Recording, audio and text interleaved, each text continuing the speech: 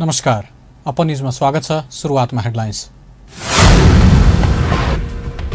नेपाल भारत डुबान समस्याको दीर्घकालीन समाधानका लागि सरकारले कुनै कसर बाँकी नराख्ने परराष्ट्र मन्त्री गेवालीको प्रतिबद्धता। मानवाधिकार सम्बन्धी विधेयकहरूको विषयमा सरकारले आयोगलाई जानकारी नै नदिने गरेको मानवाधिकार आयोगको गुनासो। मदिरा सेवन गर्ने कर्मचारीलाई बर्खास्त गर्नुपर्ने कानुनी व्यवस्था गर्न कांग्रेसका सांसद देवेन्द्र राज कँडेलको माग। ज्येष्ठ नागरिक बाबुआमालाई दिने सेवा सुविधा तथा पालन पोषणको व्यवस्था सम्बन्धमा सांसदहरूबीच मतभेद। र आइसिसी टी20 विश्वकप क्रिकेटको एसिया छनौटमा नेपालले कुवेतलाई 7 विकेटले गर्यो। अब समाचार विस्तारमा। बाढीबाट महोत्तरीमा 4571 घर पूर्ण रूपमा क्षति भएको छ। जिल्ला दैवी प्रकोप उद्धार समितिको तथ्याङ्क अनुसार बाढीबाट 7963 घरमा आंशिक तथा 5847 घरमा सामान्य क्षति पुगेको छ। जिल्लामा 150 हेक्टरमा लगाइएको धान खेती, 20 हेक्टरको मकै खेती, 50 हेक्टरको तरकारी खेती र 8 हेक्टरमा लगाइएको अन्य खेती नष्ट भएको छ।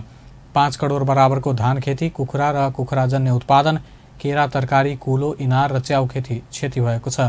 15,000 हेक्टरमा लगाइएको धान खेती डुबानमा परेको छ। बाढीले मटिहानी, जलेश्वर, बलवा, लोहारपट्टी, भङ्गा नगरपालिका, एकडारा, महोत्तरी र पिपरा गाउँपालिकामा सबैभन्दा बढी क्षति पुर्याएको छ।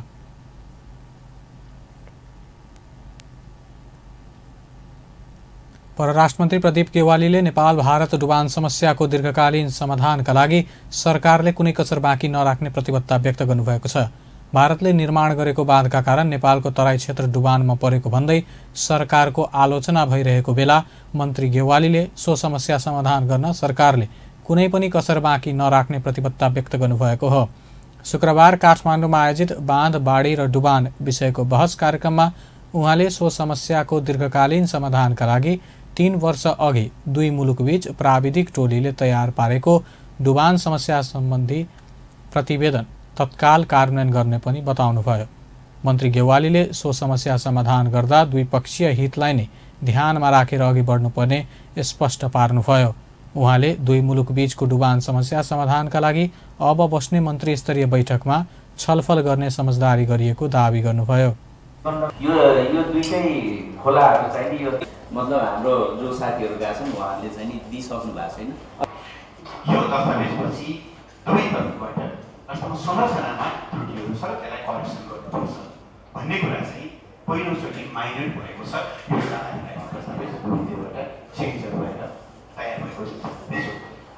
अब यो लङ टर्म समाधान त्यतिले हुन्छ कि हुँदैन, त्यहाँ बनेका संरचनाहरूको दीर्घकालीन उपाय हामी कसरी र यस सम्बन्धी परिपालना कति भयो भएन, नेपालले पूर्व सूचना कति पायो पाएन, इतिहास।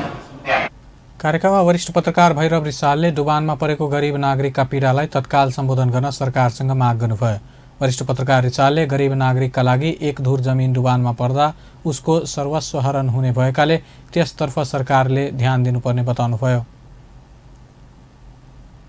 राष्ट्रिय मानवाधिकार आयोगका सदस्य प्रकाश बस्तीले मानवाधिकार सम्बन्धी विधेयकहरू ल्याउँदा सरकारले आयोगलाई जानकारी नै नदिने गरेको बताउनु भएको छ।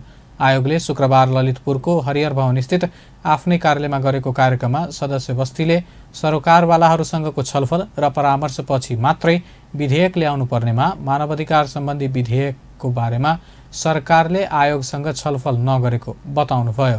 सरोकारवालासँग छलफल बिना विधेयक ल्याउने काम भएकोले पछिल्लो समय धेरै विधेयकहरू विवादास्पद हुने गरेको दावी गर्नुभयो। सरोकारवालाहरूसँगको छलफल, परामर्श तथा पर्याप्त गृह कार्य बिना नै जबरजस्ती ढङ्गले सरकारले विधेयक ल्याउने गरेको महसुस आयोगले गरेको बताउनुभयो। मानवाधिकारसँग सम्बन्धित विधेयक हामीलाई पठाउनु पर्थ्यो, हाम्रो टिप्पणी लिनु पर्थ्यो, गरिन्न। मेरो गुनासो भनौँ, दुखेसो भनौँ, हामीलाई थाहै हुँदैन। अनि हामी थाहा पाउँछौँ मिडियाबाट। धेरै विवादास्पद किन हुन्छ विधेयकहरू भन्दा नि अलिकति मसौदामा कमी कमजोर त हुन्छ नै, तर अहिले बढी विवाद किन हुन थाल्यो, धेरै विवाद हुन थाल्यो, धेरै। यस कारणले विवाद हुन थाल्यो कि त्यो विज्ञहरूको सहयोगै लिइन्न, गोप्य राखिन्छ। गोप्य राख्नुपर्ने कुरै होइन। यो त वातावरण सम्बन्धी विधेयकले तपाईँहरूलाई गोप्य राख्नु पर्छ र तपाईहरुले के व्यक्तिगत स्वार्थमा के छ? केही पनि छैन, के पनि छैन। राष्ट्रिय स्वार्थलाई यसरी वातावरण प्रदूषण र मानवाधिकार अध्ययन प्रतिवेदन सार्वजनिक तथा वातावरण संरक्षण विधेयक 2075 माथिको छलफल कार्यक्रममा आयोगका अर्का सदस्य सुदीप पाठकले वातावरणले मानवाधिकारमा परेको असरका सम्बन्धमा एकीकृत अध्ययन हुन नसकेको बताउनुभयो। खाद्यान्न हो कि आजभोलि हामी विषादीका कुराहरू जोडतोडले देखिरहेछौँ, हाम्रो मानव शरीरमा परिरहेछ। कृषिका कुराहरूमा हो कि भूक्षयका कुराहरूमा हो कि के हो?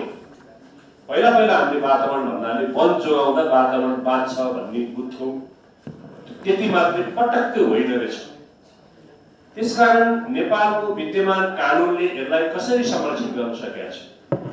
कानुनमा के रिभ्यू हुन आवश्यक छ र सशक्त अनुगमन कहाँ आवश्यक छ? हामीले अब के पाइरहेछौँ भने यो क्षेत्रमा धेरै कानुन बने, निकायहरू बने, काम भइरहेछ र मोनिटरिङ चाहिँ।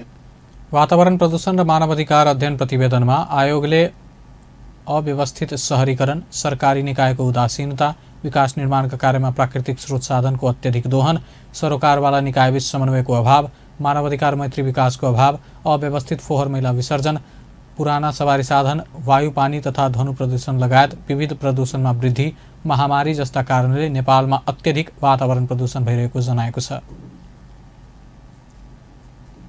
अपन समाचारमा अहिलेलाई व्यावसायिक विश्रामपछि मदिरा सेवन गर्ने कर्मचारीलाई बर्खास्त गर्नुपर्ने कानुनी व्यवस्था गर्न कांग्रेसका सांसद देवेन्द्र राज कडेलको माग।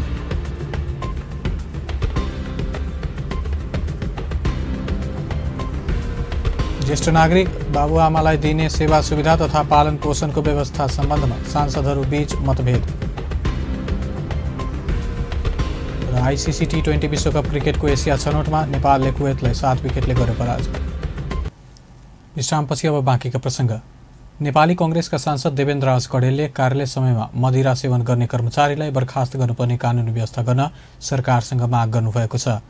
कांग्रेसका सांसद कडेलले कार्यालय समयमा मदिरा सेवन गर्ने कर्मचारीलाई फेरि सरकारी सेवामा प्रवेश गर्न अयोग्य हुने गरी बर्खास्त गर्ने कानुनी व्यवस्था गर्नुपर्ने प्रस्ताव राख्नुभएको हो।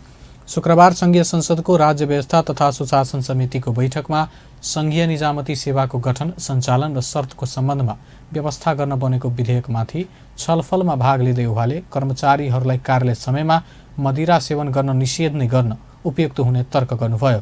सेवाग्राहीलाई सेवा दिन बसेको कर्मचारीले मदिरा सेवन गरेर कार्यालयमा काम गर्न नसक्ने हुनाले उसलाई सो सेवाबाटै हटाउने कानुनी व्यवस्था गर्नुपर्ने उहाँको माग छ।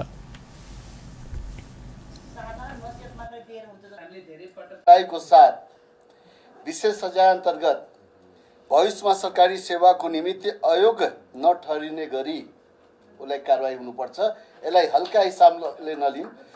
अब 10 देखि 5 बजीसम्ममा यदि कोही मदिरा लिएर आउँछ र कार्यालयमा बस्छ भने त्योभन्दा ठुलो अपराध के हुन सक्छ? उसले कसलाई के सम्मान गर्छ? उसले किन आफ्नो हाकिमलाई टेर्ने? रक्सी खाएपछि जे बोले पनि भइहाल्यो, सेवाग्राहीमाथि जे बन्दिए पनि भइहाल्यो। त्यसकारण यो विषय साधारण होइन। यो ड्युटीमा यदि मदिरा सेवन गरेको पाइयो भने मेडिकल जाँच गरेर उनलाई अयोग्य नहुने गरी सेवाबाट बर्खास्त गर्नुपर्छ भन्ने मेरो सोच। यता नेकपाका सांसद नवराज सिलवालले भने मदिरा सेवन गर्ने कर्मचारीलाई पदबाटै बर्खास्त गर्नुपर्ने कांग्रेस सांसद कडेलको मागप्रति असहमति जनाउनुभयो।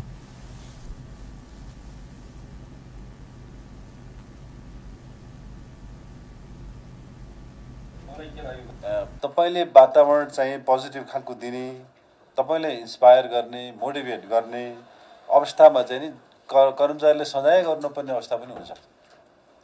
अब कतिपय अवस्थामा कस्तो हुन्छ नि, अब अलिकति आफ्नो चाहिँ सर्कमस्टान्सेस, आफ्नो लिमिटेसनभन्दा बाहिर गएर मान्छेले काम गर्ने परिस्थितिहरू, त्यो अर्गनाइजेसन कल्चरले दिने खालको स्थिति भएको बेलामा त्यो अर्गनाइजेसनले म्यानेज गर्नु। तर व्यक्तिगत आफ्नो सोसाइटी अथवा घर परिवारको कारणले, साथी सङ्गतिको कारणले र एक्सटर्नल इन्भाइरोमेन्टको कारणले उसले कुनै खालको गतिविधि गर्छ भने त्यसलाई मात्रै चाहिँ सजायको भागीदार बनाउनुपर्छ भन्ने छ।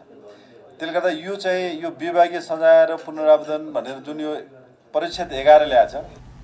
बैठकमा संघीय मामिला तथा सामान्य प्रशासन मन्त्री लालबाबु पण्डितले दण्डित गर्नुपर्ने कर्मचारीलाई कारबाही नगर्ने पदाधिकारीलाई पनि कारबाही हुने गरी कानुनी व्यवस्था गर्न सरकार तयार रहेको बताउनुभयो। दण्डित गर्नुपर्ने कर्मचारीलाई दण्डित नगर्ने पदाधिकारीलाई पनि कारबाही गरेर मात्रै कर्मचारी प्रशासनलाई सुधार गरेर लैजान सकिने मन्त्री पण्डितको तर्क छ। अन्याय हुने गरिकन दण्ड कसैले नपाउन् भन्नको निम्ति दण्ड दिने पदाधिकारीको दण्डमाथि पनि पुनरावलोकन हुने गरिकनको व्यवस्थापन यसभित्रै अलिकति गरौँ। र अर्को पाटो के हो भने दण्ड गर्नुपर्ने तर दण्ड नगर्ने जो पदाधिकारी छ उसलाई पनि दण्डित हुने गरिकन, किनभने समयमा दण्डित गरेनन्। मन्त्री पण्डितले गल्ती गर्ने कर्मचारीलाई सरकार आवश्यक सजायको व्यवस्था गर्ने पनि बताउनुभयो। सन्तानले ज्येष्ठ नागरिक बाबुआमालाई दिने सेवा सुविधा तथा पालन पोषणको व्यवस्था सम्बन्धमा सांसदहरूबीच नै मतभेद देखिएको छ। प्रतिनिधि सभा अन्तर्गतको महिला तथा सामाजिक समितिको शुक्रबार सिंहदरबारमा बसेको बैठकमा बाबुआमालाई छोराछोरी तथा सरकारका तर्फबाट उपलब्ध गराउने सेवा सुविधाको विषयमा मतभेद देखिएको छ। ज्येष्ठ नागरिक सम्बन्धी ऐन 2063लाई संशोधन गर्न बनेको विधेयकमा राखिएको पारिश्रमिक वा रकम जम्मा गर्नुपर्ने भन्ने बाध्यकारी व्यवस्थाले बाबुआमा र छोराछोरी बीचको सम्बन्ध बिग्रिन सक्ने समितिका सदस्यहरूले तर्क गर्न थालेका छन्। मूल ऐनमा थप्ने गरी संशोधन प्रस्ताव गरिएको विधेयकमा सार्वजनिक पद धारण गरेका व्यक्तिले आफ्नो मासिक पारिश्रमिकको तोकिए बमोजिमको प्रतिशत रकम आफ्ना ज्येष्ठ नागरिक बाबुआमाको नाममा रहेको बैंक खातामा प्रत्येक महिना जम्मा गर्नुपर्ने उल्लेख छ। जो सोसियल सेफ्टीको लागि दण्ड व्यवस्थाको बारेमा फेरि छलफल गहन रूपबाट गर्न जरुरी। त्यसपछि उसलाई आवश्यकता पर्छ भने तुरन्त पाउने व्यवस्था गर्ने र जसको केही पनि छैन उसको लागि राज्यले हेर्नुपर्ने, राज्यको दायित्व भन्ने कुरा हामीले राख्नुपर्ने। दण्ड सजायको व्यवस्था धेरै नगर्ने, कैदको व्यवस्था पनि धेरै छ, जरिवानाको व्यवस्था पनि धेरै छ। कैद जरिवानाले त्यहाँ गर्ने नगर्ने होइन कि धेरै कैद जरिवाना, किनभने यो रिलेसन कस्तो बाबु छोराको बीचको सम्बन्ध या छोरी बाउ आमाको सम्बन्ध, त्यसमा दण्डै गराएर धेरै भयो भने त फेरि लाइफ लङ सम्बन्ध बिग्रिन्छ। आर्थिक आम्दानी वा हैसियतको पहिचान गरी निश्चित रकम। समिति सदस्य एकमाल मियाले भने बाबुआमाको बैंक खातामा पैसा जम्मा गर्नुपर्ने भने निश्चित प्रतिशत तोक्नुभन्दा पालन पोषण नगर्ने छोराछोरीलाई कानुनी कारबाही गर्ने प्रावधान राख्नुपर्ने तर्क गर्नुभयो। त्यसैगरी समिति सदस्यहरू पुष्पा भुसालले परिवारको आर्थिक अवस्थाका आधारमा अशक्तहरूमाथिको राज्यको दायित्व बढी हुने प्रावधान राखिनुपर्ने बताउनुभयो। समिति सदस्य मीना सुब्बाले सन्तानले बाबुआमाको नाममा जम्मा गर्ने पैसाले परिवारमा विखण्डन ल्याउने कुरा स्वीकार गर्न नसकिने बताउनुभयो। महिला बालबालिका तथा ज्येष्ठ नागरिक मन्त्री थममाया थापाले सन्तानले बाबुआमाको बैंक खातामा निश्चित रकम जम्मा गर्नुपर्ने प्रावधानले परिवारमा विखण्डन नभई जोड्ने काम गर्ने दावी गर्नुभयो। धनुषाको नव ट्राफिक प्रमुखको रूपमा प्रहरी निरीक्षक परशुराम घिमिरेले जिम्मेवारी सम्हालेका छन्। शुक्रबार ट्राफिक प्रमुखको जिम्मेवारी सम्हालेका घिमिरेले सञ्चारकर्मी र नागरिक समाजसँगको भेटमा धनुषाको वर्तमान अवस्थाबारे विमर्श गरेका थिए। घिमिरेले धनुषाको ट्राफिक व्यवस्थापनको लागि आफ्नो मातहतका 12वटा युनिटलाई निर्देशन दिइसकेको बताएका छन्। उनले ट्राफिक व्यवस्थापनमा मात्र प्रहरीले एक्लै केही गर्न नसक्ने भएको भन्दै सबको साथ सहयोग र अपेक्षा राख्नु भएको छ। फुटपाथ पार्किङ 3 नम्बरमा तपाईँको अनुशासन थाहा भएको कुराहरू चाहिँ फलोअप नगर्ने एउटा मानवीय चाहिँ इरर, यसलाई इरर भन्नुपर्छ। थाहा नभएको कुरालाई चाहिँ गर्नुभन्दा थाहा भइ नगस्तो गरेर गरिदिने परिपाटीले गर्दाखेरि अलिकति बाटो अडचन आएको छ। यसलाई चाहिँ मैले सबैको सहयोगमा हाम्रो सिभिल जनपदको प्रहरीतर्फको प्रहरी, ट्राफिक प्रहरी, स्थानीय सबैको भद्रवलामी पत्रकार सबैको सहयोगमा चाहिँ सहयोग लिएर यसलाई चाहिँ आफ्नो दिलो ध्यान दिएर म समाधान गर्नको लागि चाहिँ प्रयासरत छु।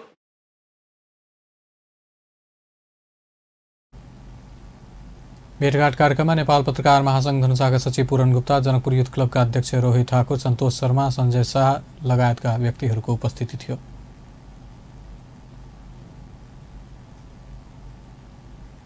अपन समाचारमा फेरि पनि व्यावसायिक विश्रामपछि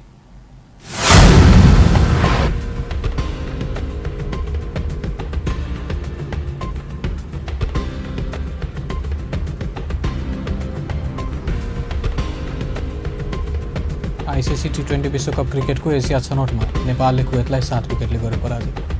विश्रामपछि अब बाँकीका प्रसङ्ग। मोरङको कानेपोखरी गाउँपालिका 7 जनजागृति सामुदायिक वनबाट शुक्रबार साँझ 2 थान भरुवा बन्दुकसहित 2 जनालाई प्रहरीले पक्राउ गरेको छ। प्रहरीका अनुसार गस्ती गर्ने क्रममा कानेपोखरी गाउँपालिका 5 जहदाका 26 वर्षीय ननकेश्वर राई र उर्लाबारी नगरपालिका 4 का 44 वर्षीय शम्भु महतराजको साथबाट भरुवा बन्दुक बरामद गरिएको हो। आइसिसी टी20 विश्वकप क्रिकेटको एसिया छनौटमा नेपालले कुवेतलाई 7 विकेटले पराजित गरेको छ। सिङ्गापुरमा जारी प्रतियोगितामा कुवेतले प्रस्तुत गरेको 142 रनको लक्ष्य 15 ओभर 3 विकेट गुमाउँदै पार गरेको हो। नेपालका लागि पारस खड्काले 11 चौका 1 छक्काको बदलले 63 रन बनाएका थिए।